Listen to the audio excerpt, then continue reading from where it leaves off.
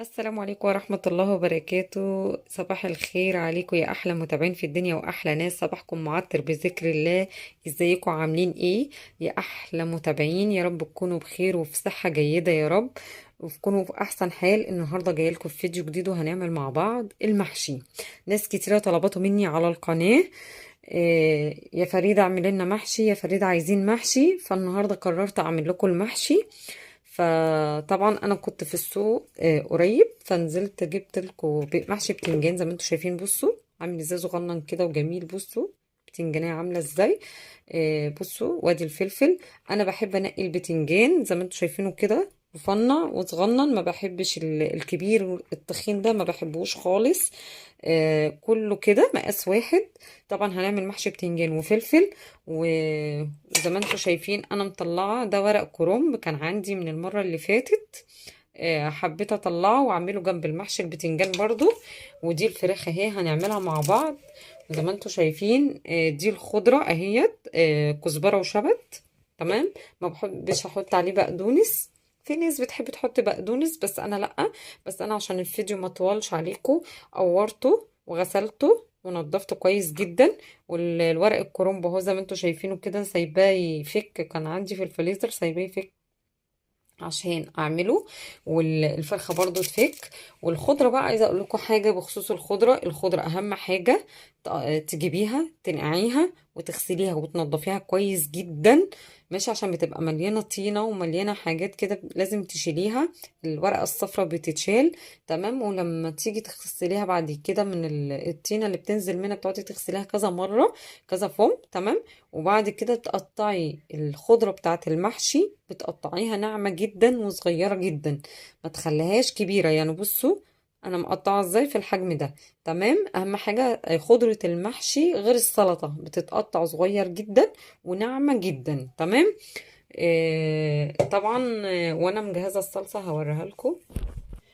زي ما انتوا شايفين معايا الصلصة اهي انا مسبكاها. قمت الصبح بدري عملتها وسبكتها وانا خلصت دلوقتي، وهبتدي اجهز حاجتي. خلطة الرز بس لسه انا ما حطيتش البهارات، هحطها معاكم. ويلا تعالوا نشوف هنعمل ايه. يلا نبدأ. البهارات بتاعتنا انا جهزتها معايا عشان تشوفوها. معايا هنا كمون. تمام. زي ما انتوا شايفين كده معايا كمون، معايا كزبرة، معايا فلفل اسود، معايا بهارات، معايا شطة، احنا بنحب الشطة كتير. معايا الملح، معايا سنة قرفة، معايا بابريكا. ماشي بابريكا. هننزلهم دلوقتي على الصلصة ونشوف هنعمل ايه. المحشي ما يحلاش الا بهريسة الشطة. تمام. انا حطيت معلقة ونص هريسة شطة وحطيت البهارات بتاعتي.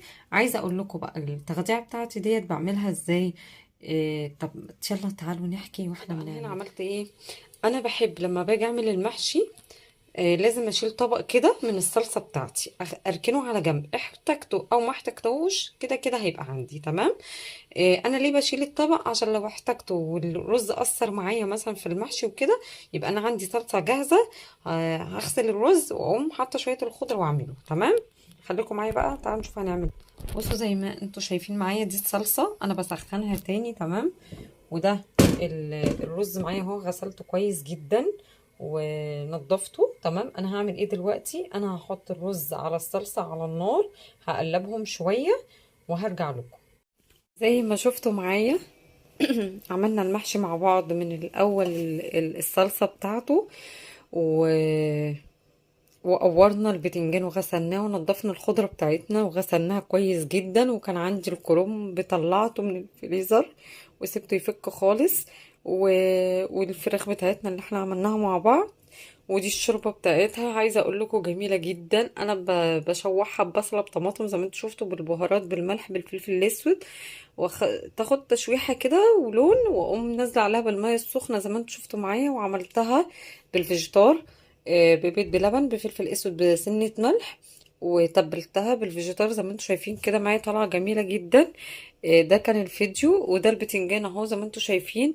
ده كان الفيديو بتاعنا النهارده، بسيط جدا. وده كان غدانا. يا رب الفيديو يعجبكم ونال رضاكم. وما تبخلوش عليا بلايك وشير وسبسكرايب في القناة. واتمنى ان احنا نوصل 3000 مشترك. ان شاء الله بيكو هكبر وبيكو هوصل باذن الله. ويا رب فيديوهاتي تكون عند حسن ظنكم.